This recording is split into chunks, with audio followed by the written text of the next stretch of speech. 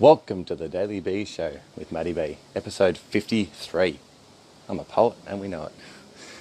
So guys, inspiring people to believe in themselves, express themselves authentically and evolve consciously. And today's guest, we've got Sam Lewis, who is an absolute champion, all-round good bloke. He's a business mentor and coach, he's a thought leader, and he's going to drop some gold. Hey Daniel, hey Val, good to see you guys. We are back. Hope everyone had a good weekend. Hope you all had a lot of fun, caused lots of mischief, did everything I wouldn't do, or would. Let's rock and roll. Look at you guys. Happy Monday. What a day. Another day, another dollar. Sammy, how are you guys? Good to see y'all. Hey, Charlene. Sam is the man, Val, yes. Hey, Charlene. Hey, Em. Good to see you guys. Look, I'm wearing a shirt today. I got so sunburned, I don't know if you guys can see it, but I am red as really red. Hey, here he is. Hey, brother. Hey, brother. Hey, mate. How are you? Good, man. Can you do me a favour and grab some headphones by any chance? Yeah. I'll just get mine. That would rock my world. Much as I love my voice. The old echo situation. I'm just going to have to close this. Hopefully I don't jump off. Yeah, he's going to have to jump. I think he did jump off. That's all right. Yeah, I'm pink. Yeah, I'm really burned yesterday. So I'm moisturising and aloe vera-ing and everything I can, because you should see, like, it's full on. I spent a few hours in the sun yesterday, and here he is. Hey, bro. You hear me all right? There we go. Yeah. Lovely. I'm trying to sort out my life. Yeah, cool. Me too. There we go. If you could see the apparatus I've got here to hold my phone, there we go. Yeah, I should start a competition actually between the guests that come on, because everyone's got their own special contraption for a phone holder that they use, and I should get the most creative one and give away a prize of an actual phone holder at the end of it all. There we go. I just ordered one. I ordered one with a sexy ring light and everything to make my eyes look pretty. Oh, true. So, yeah, glamour light. I think they call special lights for that. No, thanks. Just so you can know, this back and forward messaging got a bit weird before I got on this call. And then What back and forward messaging with me? Yeah. It might be weird in your world, bro, but that's how we roll. Oh, good. Oh, good. Keeps a smile on the dial. That's what matters, isn't it? Exactly. Hey guys, look, everyone's jumping on. It's good to see everyone, and especially for a Monday afternoon. I'm sure you all had a good day at work and ready to kick back and enjoy another amazing episode of the Daily B. But Sammy, I've shared a little bit about yourself and obviously in the post, but how about just to start with, introduce yourself to those that haven't had the privilege of meeting you and don't know where you're at and what's going on in your world at the moment, so they get a bit of a taste of who you are and what you're up to. Cool. Well, at the moment, my name's Sam Lewis. At the moment, I'm living in Vanuatu. If you're from Australia and New Zealand, you probably know where that is. If you're not, you probably don't know where it is. I found that it's actually a statistic that 5% of Americans know where Vanuatu is, and less than 5% of that 5% can find it on a map. So, oh wow, so that's could be a good thing, could be a bad thing, but yeah. So I've been living in Vanuatu for around about the last 12 months. Before that, living in New Zealand, but I grew up in Sydney, Australia, and sort of moved around Australia and stuff like that. But I've got a business, a large fundraising company. We work with large non-for-profits in New Zealand. So I'm sort of back and forward from New Zealand. We've just got contracts signed in the States, so we're looking at getting over to the States and stuff like that. So it's all very exciting, business-wise. But yeah, I suppose that's where I'm at now. So I business.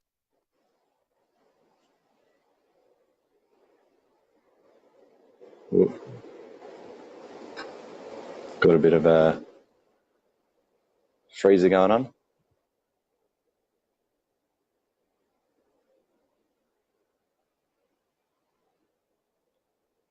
Well, the joys of lives. It's good to see you getting around, Sammy. Yeah, he is. Alexis, thought you were going to bed. What are you doing awake this late at night?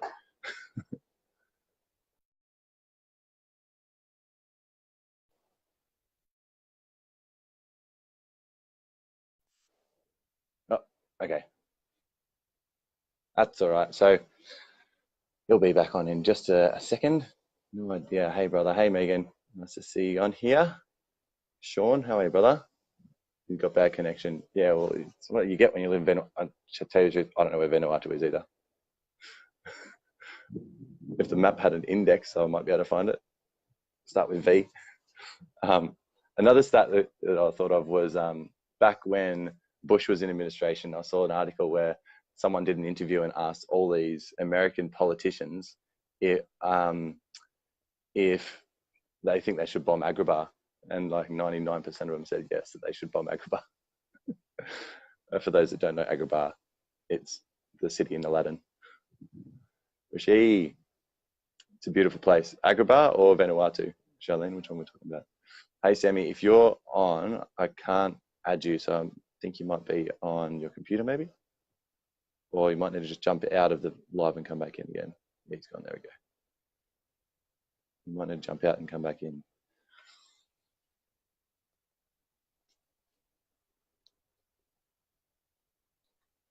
Both. Yeah, true. There we go. Leave us Americans alone. You just make a really easy target, I think, Alexis. Hey, that's okay. You're beautiful. Most of them. I'm really excited to get over there, actually. Head over to Miami towards the end of next week. Catch up with a few of you Americans. Yeah. Deep South. Yeah, it'll be fun.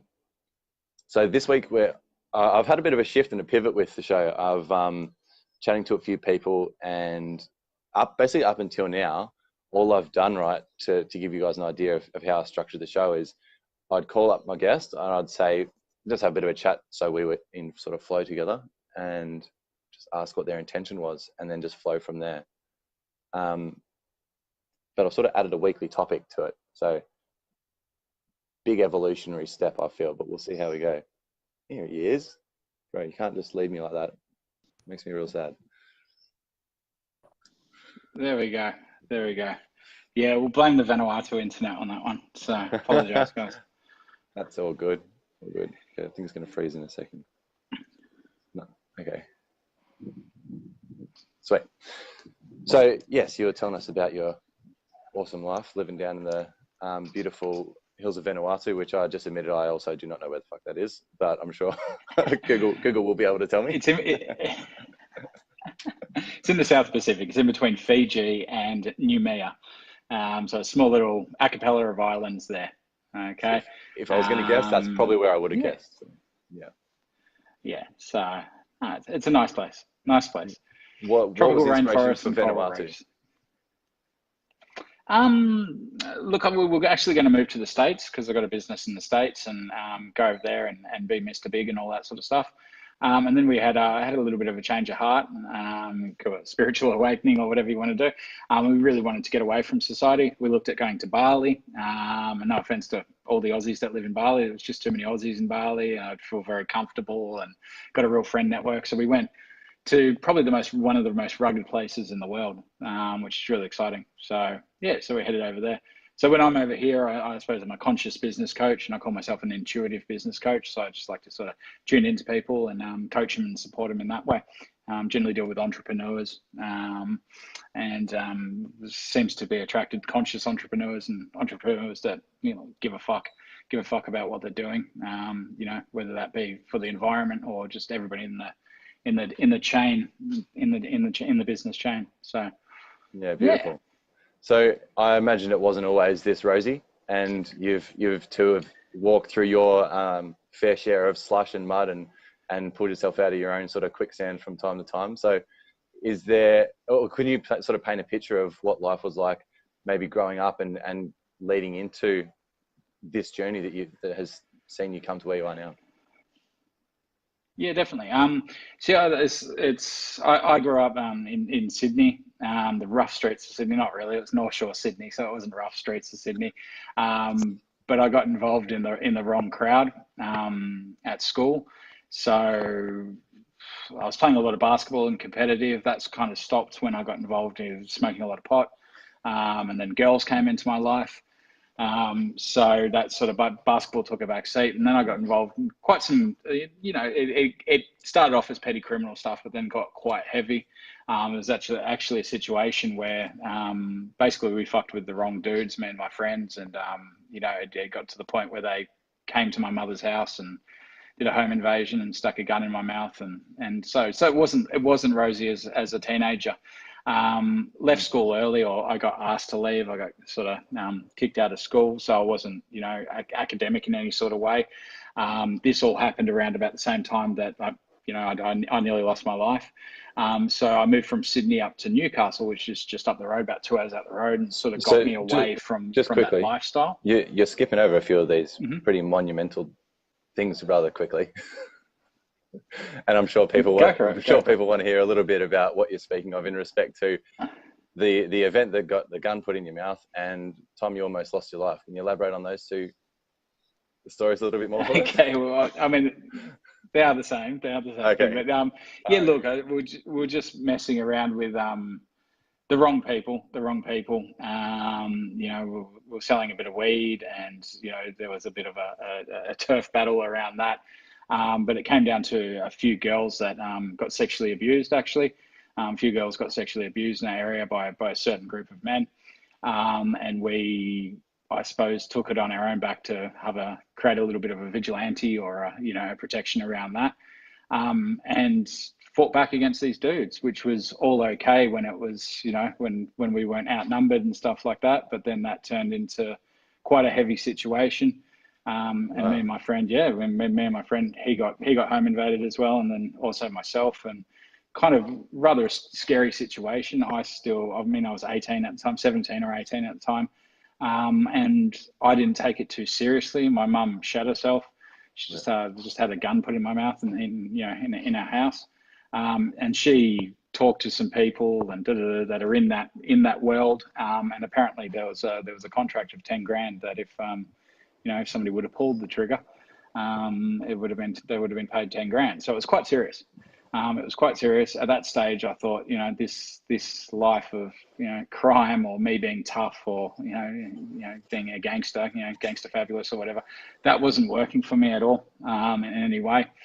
So was this you and your friend? Out of that. It was just the two of you that were vigilantizing these group of guys that were out raping these girls? Or? There was a few of us, but me and my friend took it a little bit too far. We took it a little bit too far, where it was a long story. I mean, I haven't talked about this, not at all, but you haven't. we kidnapped one of them, and and there was a whole lot of stuff that went on around it, and a number of different violent altercations that led to some people that were a lot tougher than me. I had a guest on 2 weeks ago who he shared basically how he used to do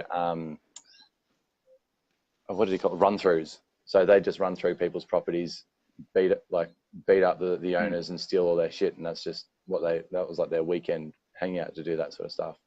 And it's another world. Like, if for people that haven't hung around the wrong people that haven't gotten involved with certain aspects of life, you only see it on the movies and barely there as well. And so it's just like it's another world for most people. They don't understand that people are doing those sorts of things, and that's a real thing, unless you've either been a victim of it or unless you've been the perpetrator of it. Otherwise, it's a non-existent sort of thing. So yeah, it's interesting that you've been in that world and you've had a part to play, and yeah, it's interesting. But feel free to open up and express whatever comes up, and it is what it is. Yeah. Yeah, look, if you want to talk, I suppose, what I feel happened to me after that is it was quite a scary situation. Is it kind of really, it knocked a lot of the kid out of me. It knocked a lot of the playfulness, and when I say playfulness, I was kind of cheeky and extremely ballsy, for a young, white kid. And a lot of that got knocked out of me, which over a number of years, I really noticed that was part of my fire in my belly. I mean, if directed in the right way, obviously not towards crime, but, if that was directed in the right way, then that could be, something that I could positively, I suppose, channel and use that fire and use that drive to do something. Yeah. So yeah, look, that was a very scary situation, and that got me out of that world, or that idea of, being Scarface. You know what I mean? That was the thing. I wanted to be fucking Scarface when I was younger and deal drugs and all this sort of stuff. Now you're building business and you're aiming to be Batman instead. I love it. Yeah. So pretty much. But it was. That's hilarious. But it was, yeah. Look, it was something that really, it put me back a little bit. Sort of confidence-wise and all that sort of stuff. Shake you to your boots. But it was a blessing. It was, definitely. It scared me to death nearly. You know what I mean? But it's a blessing in disguise, because that led to me looking what else was out there in life. A kid that had no education. I was a little shit at school, cheeky. Yeah, teachers either loved me because probably I believe they were good teachers and they could see a little bit of cheek and a little bit of, personality in there, but then the other teachers just couldn't handle me. Yeah. So I left school and did things like pack bread and wash cars and brickies labouring and stuff like that. And that was just something that wasn't for me, the physical side of it. And I just couldn't see it. I had this, I suppose my time in doing petty crime and then drug dealing, I was making a lot of money as a kid selling weed. Yeah. So I had this taste for, I suppose, an entrepreneurial lifestyle, and I looked for something. And then, about 6 months later, I answered an ad in the paper for a door-to-door sales job, and went into a door-to-door sales job and excelled at it. And, I went in, this was back in the early 90s. First year I made 55 grand as an 18-year-old, which was more than my mates were going to make out of university.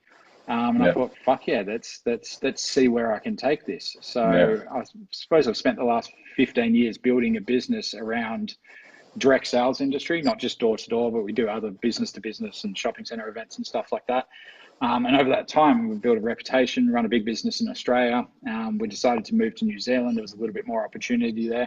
A bigger opportunity to be a big fish in a small pond, if you know what I mean. New Zealand was a little bit more open for us.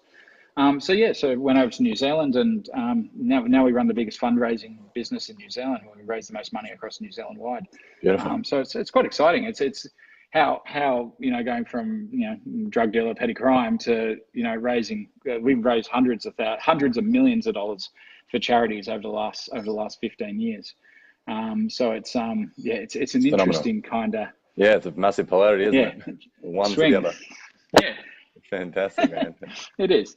So on the trainer with the foundation and the fundraising and the charities, just can you, I guess for my own interest, like with the scope of that space seems to have evolved and changed quite a lot over the past sort of 10 years since I've sort of had my eyes on it. But from someone that's obviously in it and doing it, where is that industry at the moment, and what is sort of working and what's not working that used to maybe work 5-10 years ago?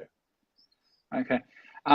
It's fundraising in Australia and New Zealand. It's at because there's limited populations. It works really well with what we do, which is face-to-face fundraising. So basically taking the product to the consumer and putting a salesperson behind the charity. Charities, I'm not on a live, I'm sort of contractually bound not to mention what charities we work with and stuff like that. But certain large charity, actually the largest charity in New Zealand that we work with, 80% of their money last year came from what we do. So it's a huge part of what they do. We've noticed that we're getting into the American market, where the American market's got 300 million people. Fundraising still works really well with mail outs and fundraising events and rich people wanting to look good and donate. So the face-to-face hasn't quite moved there. And that's why we're really excited to go there and basically put a sales skill behind a charity. And we definitely work as salespeople. I mean, we close in a certain way. We use NLP, and it's question-based close and all that sort of stuff. And that's what it seems to need. in the industry. Definitely what it does need in the industry in Australia and New Zealand anyway. It's a huge part of it, huge demand. We can't service the charities that we've got. We've got charities asking us to work with, and we just pick and choose the ones that are going to be the most profitable. So there's a huge demand in it, which is quite exciting. Yeah, there is thousands and thousands of charities out there, and new ones getting registered every single day. That's people trying to raise money for every single cause under the sun. Yeah. Huge. Yeah, man. So going back to that transition again from where you were, and obviously that massive polarity, what can you explain sort of some of the big challenges that came up that you had to face in sort of letting go of that old you and allowing space for the new you to come through? Yeah, definitely. I mean, this is this is probably the first evolution I had in my lifetime. A lot of it was assisted. I had a really good mentor or boss at the time. He used to do some amazing things for me. Like I came into the interview and I sort of, I had, Air Maxes on and all this sort of stuff and just wasn't looking the part. So he saw something in me, he lent me some money, took me shopping. He bought me my first suit, did all that. I used to answer my phone and he would call me up and I'd be like, yo, and he'd just hang up on me. I thought, fuck, Alex, why are you doing that? So he called me back and I'm like, hello. And he's like, oh, better. I'll call you back. I'm like, fuck. He's like, what's your name? So he'd call me up and, and he'd make me answer the phone, Sam speaking and stuff like that. So it was just an evolution of that. He had to teach me how to tuck in my shirt. Little things like that. Like I'd wear a suit, but have my shirt out and stuff. I mean, I was 18, 19-year-old kid. Didn't want to tuck in my fucking shirt because I was told to at school. But there was a whole evolution around that. And I suppose once it really opened my eyes to a lot of things, because once the money started coming through, and I don't think it was so much the money, it was more me achieving from somebody that didn't achieve at school. I did a video a while ago, but when I first went to school, I was told, when I first went to school, I went to an alternate school, some of them a Montessori or a Steiner style school. I don't know. Yeah. People may resonate with that. And then I went into a public school because all the kids in the neighborhood, all my mates were going to a public school. So I wanted to go there. Now, when I first got there, I couldn't spell very well. I remember this clearly. The teacher said spell flag, and I spelt it fag, which didn't go down too well in the class. You know what I mean? So then they told me I was dyslexic, but what I did like is maths. And then the next test that came up was maths. Okay. So then maths came up, and then I excelled at maths. I was in year 4, I was doing about year 8 or 9 maths. I knew all my times table, everything like that. So I was really good at maths. So then they go, he's shit at spelling, he's great at maths, autism. So there was just label after label after label put on me. And then I didn't really understand that. And I've got very, I suppose, spiritual parents. I'll maybe get to that later in the call. But I was brought up in a certain, my mum's a yoga master and stuff like that. And they kind of wanted me to rebel against this and not accept the labels that they put on me. And my understanding was fucking rebel. So then I used to rebel a lot, and then they said, ADHD, you know what I mean? So there was fucking label after label after label around about a 3-year period. So I went through school and then primary school and then high school with very little confidence around my academic ability. And then for me to be able to get into an industry where I could excel, it wasn't so much the money, it was more so my ability to be able to prove myself and feel self-worth, which was absolutely huge for me. Definitely something. So I mean, that was the evolution, and as I was getting results, there was a growth of confidence that came along with it.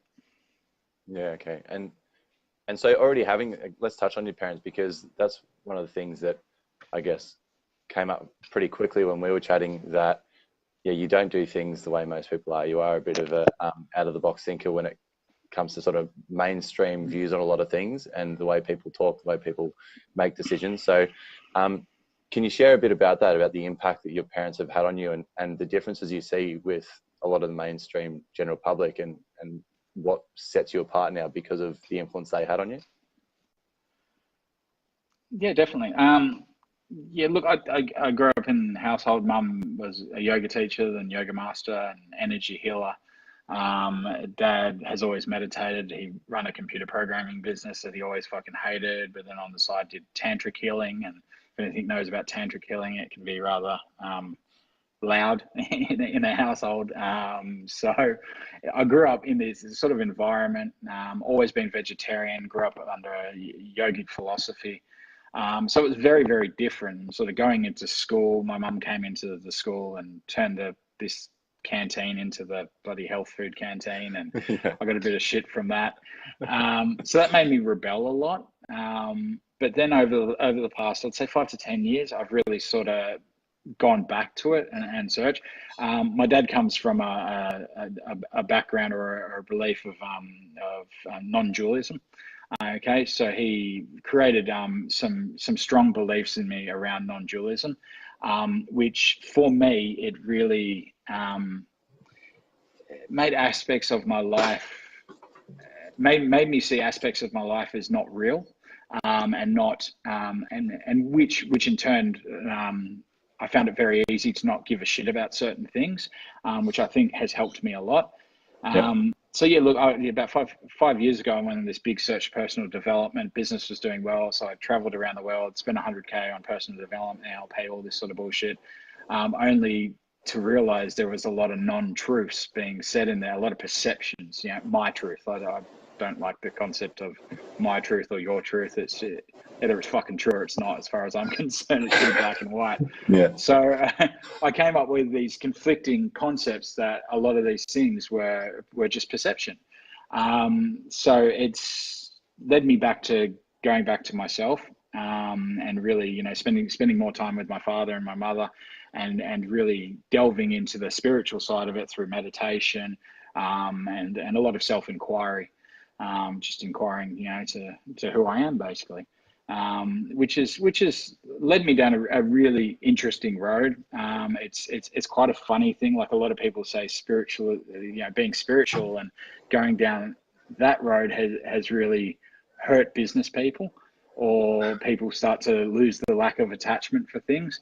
What it's helped me do is really understand the game of business and how business works, and not get so involved in it, but see it as a game, and to be able to play that game and understand that the game's just played up here. Okay. So I don't know if that answered your question. I don't remember your original question. No, that's right. It's beautiful. Like we said, man, it's all about trusting. Letting go and trusting. Just let it flow, and it really does lead in. It's a great segue, because one of the things that, again, like non-dualism, right, and this is spot on, is that I've been finding a lot of people to talk about non-dualism with. Yet a lot of the people don't. They understand it logically and rationally, but it doesn't feel like experientially they've quite been there yet, and still living in that dualistic world. And so, I'd love to hear you just talk a little bit more on that, because, and also from the context where I'm yet to find many people that are really in that same space as well. And so, just your experience from maybe before you really had an experiential understanding of it, unless it was really indoctrinated into you as a youngster, to where you are now with it. Yeah, look, I understood the concepts of it, like as you're saying, but not experientially. So I understood the concepts around that. Sorry, dogs. So understood these concepts. He's talking to us, mate. There we go. I was saying the same thing. Yeah, I know. They want some time. So look, understood the concepts of it, but never really experienced it. Which, I mean, the basic concept of it is there is an absolute God, whatever you want to call it, source, if you like, and then there's the universe. Okay. So a lot of new age people these days are saying, I believe in the universe. To me, that's you believing in the illusion. Okay. And everything that is. So you've got the absolute, what is real, what is permanent, present, okay, all powerful, okay, and eternal. Okay. So you've got that, and then everything that is separate from that is part of the illusion. Okay. So I understood that very well. About 3 years ago, I started to delve into meditation with my dad's assistance. Now, I'm quite lucky with that, because my dad meditates sort of 8 to 10 hours a day at the moment, which is you don't find many people that do that, and he's done that. Like some people go and do, meditation retreats and do that for 10 days or whatever it may be, but you don't find many people that live their life like that, and he's done that for probably the last 10 to 15 years. So he has a lot of knowing around this sort of stuff. So he's guided me through meditation. And there's a stage that I've been reaching in meditation where people call it ascension or absorption, or I'll call it. It is what enlightenment is, okay. But there's glimpses of it. Okay? It's not like fucking like enlightenment. Enlightenment's not a permanent state. It's just not. So you drop into mindlessness, if you like, okay, and you drop into a space where there is nothing and everything, and within that space there's an absolute huge abundance, and it's not something that can really be explained. It needs to be felt, and this is the experiential thing. And when you drop into that, and when I talk about I drop into it, it's probably for, it's hard to put a time concept around it. You don't really, it's probably for milliseconds, if not seconds, if I'm lucky, you know what I mean?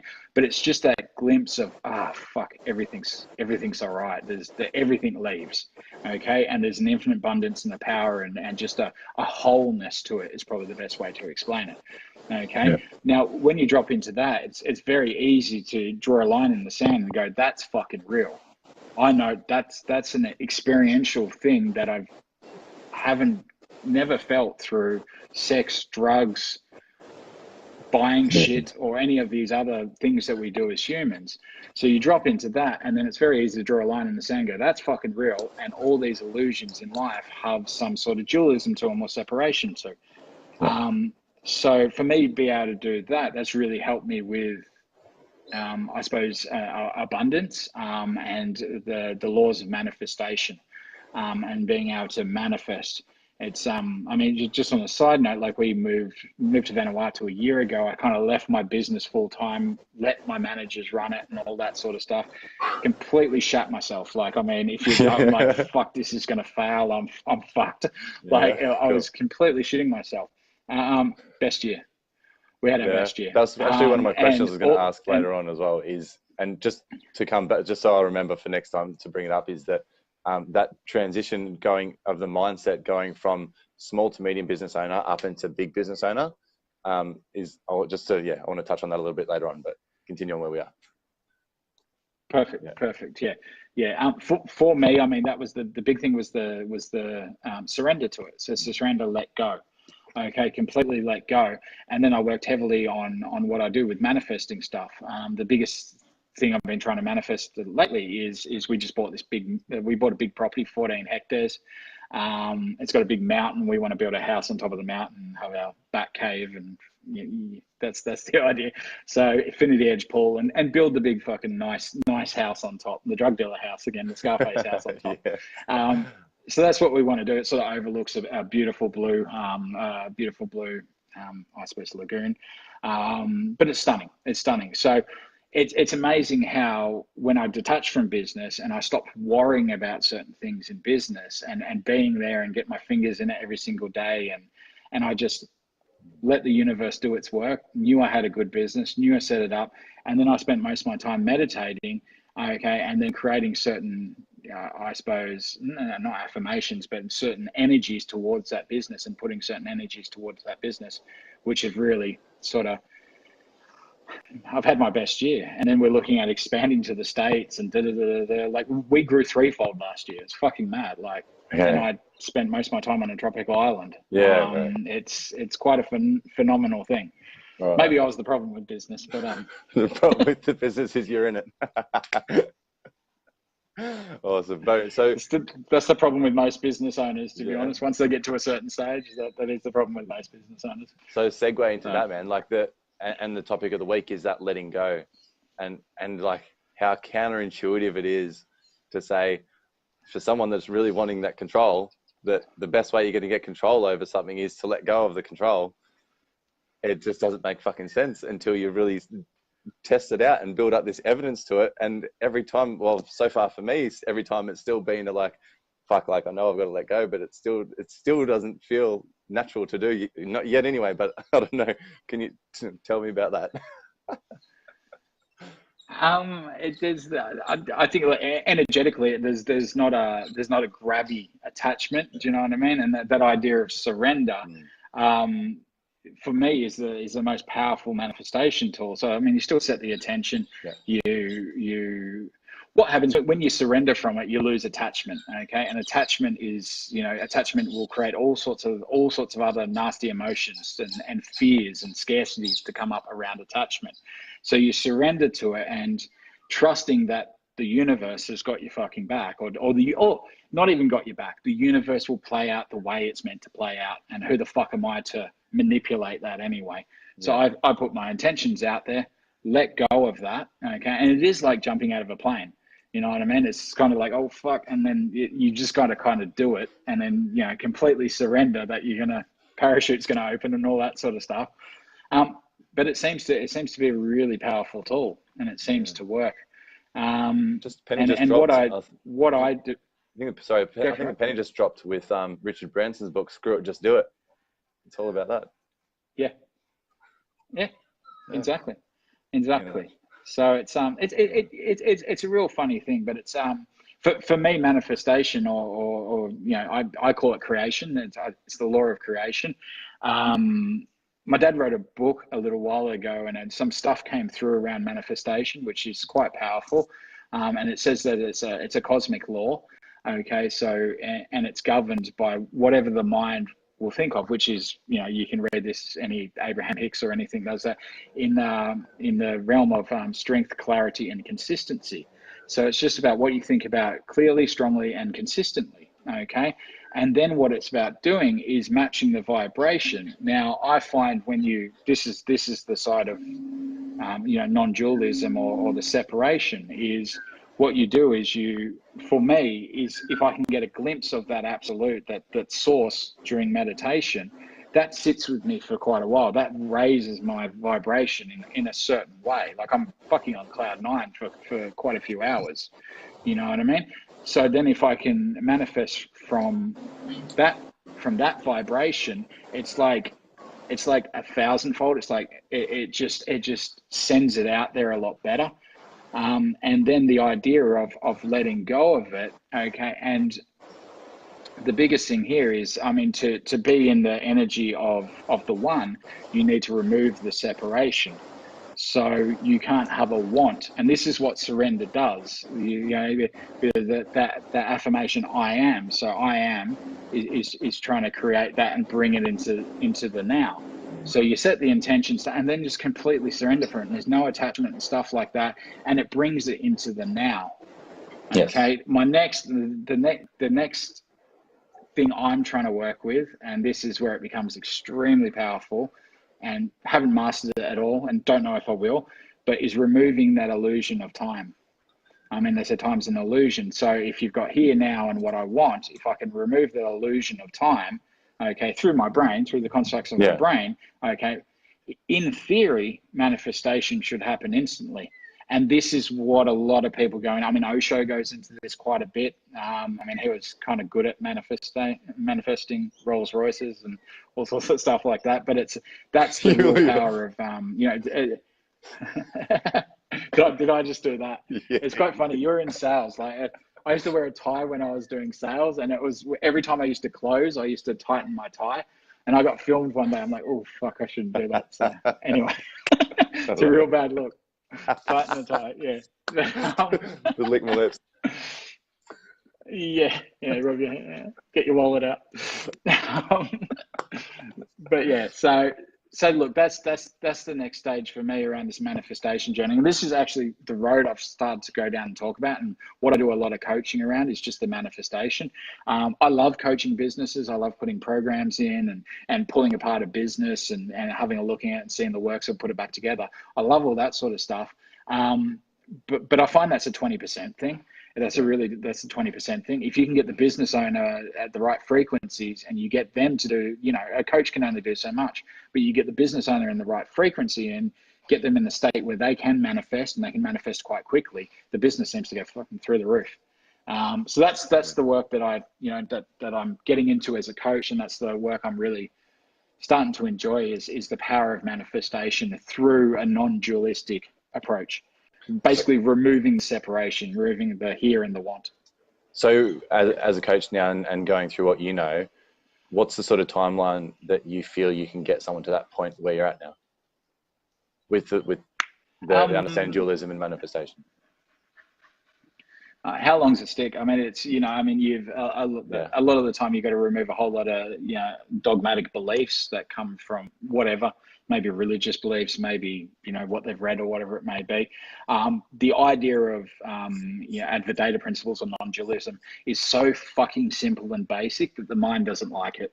Yeah. That's the problem. I mean, there is this and everything else is the illusion, the ego, if you like. And the years that we've been trained in the other way as well. Exactly. So everybody wants to intellectualize what you need to feel.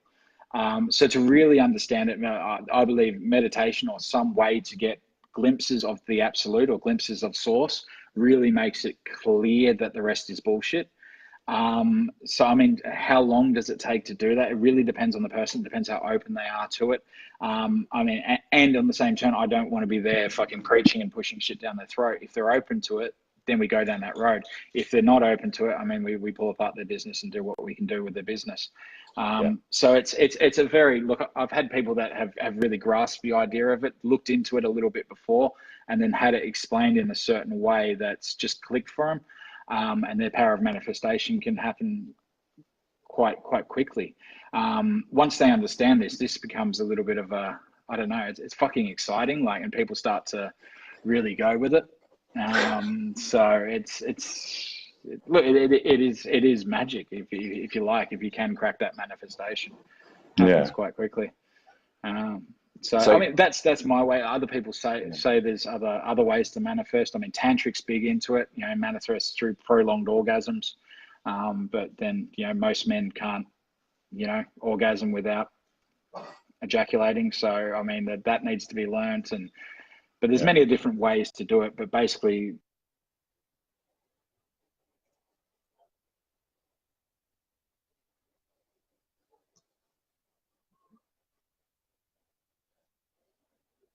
chopping up a little bit.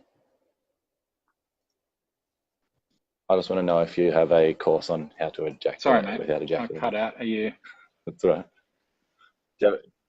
Yeah, just cut out a bit. You're back now.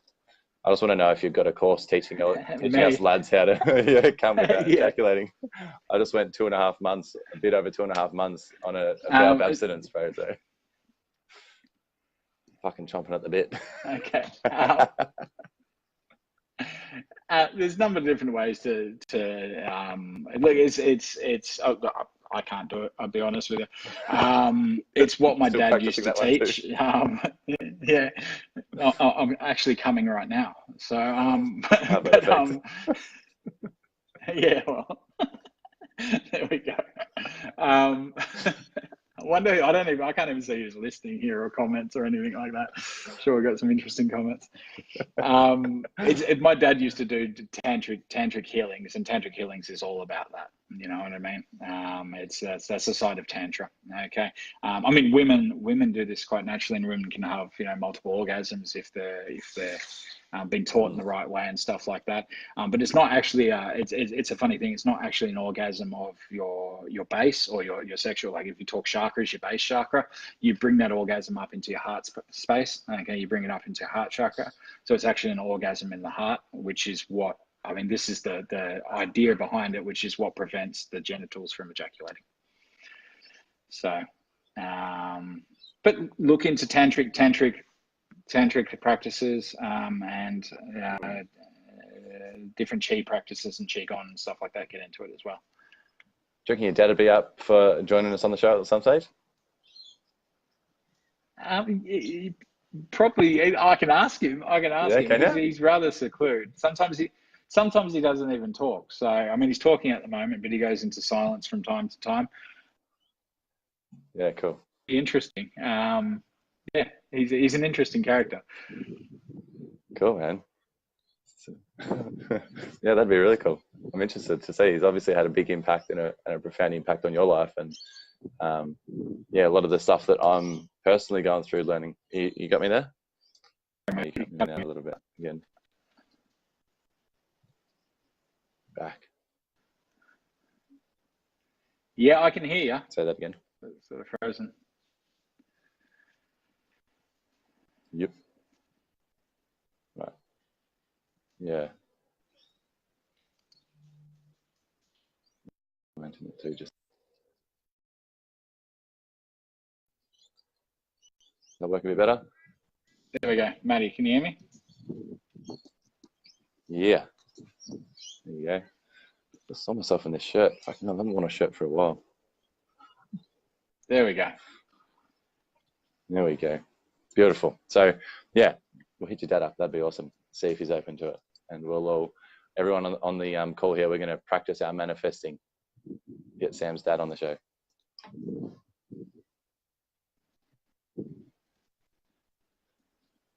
How we going? Is that there? Maybe we need to move.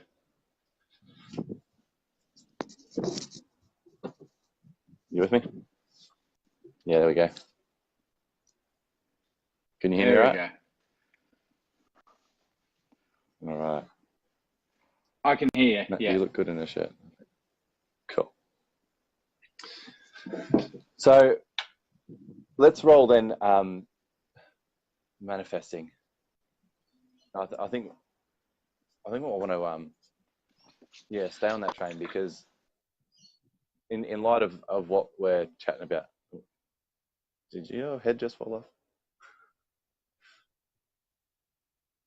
Right. We're gonna, while Sam's getting ready, we're all gonna just practice coming without ejaculating. Okay. Whoever reaches it first wins a prize.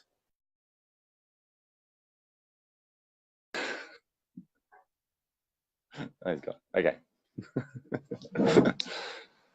Yeah. So on my vow of abstinence, it's been brought up a few times actually about ejaculation. We've got to learn it. I mean, how would you not want to learn that? Well, I want to learn that because, like, we've got a lot of days in our lives to live, right? And a lot of people do the same shit every day.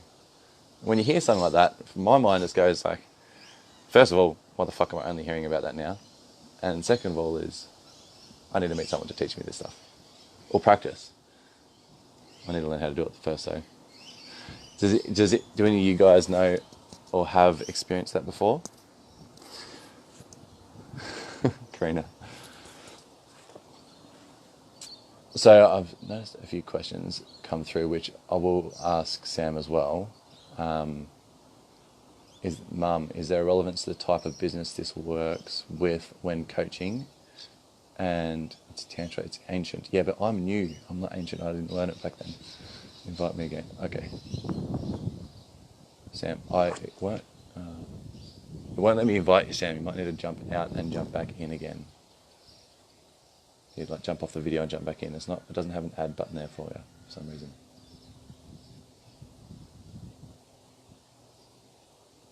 Hey, Rachel. Boom, there we go.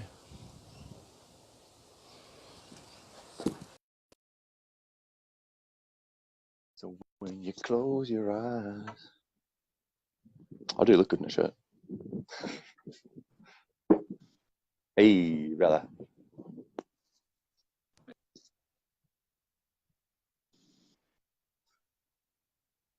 They see me rolling, freezing. Gonna keep you frozen dirty. It was better until it stopped being better. Hey, Dale. This is what we call dead air in the industry. That's good. It's a good time.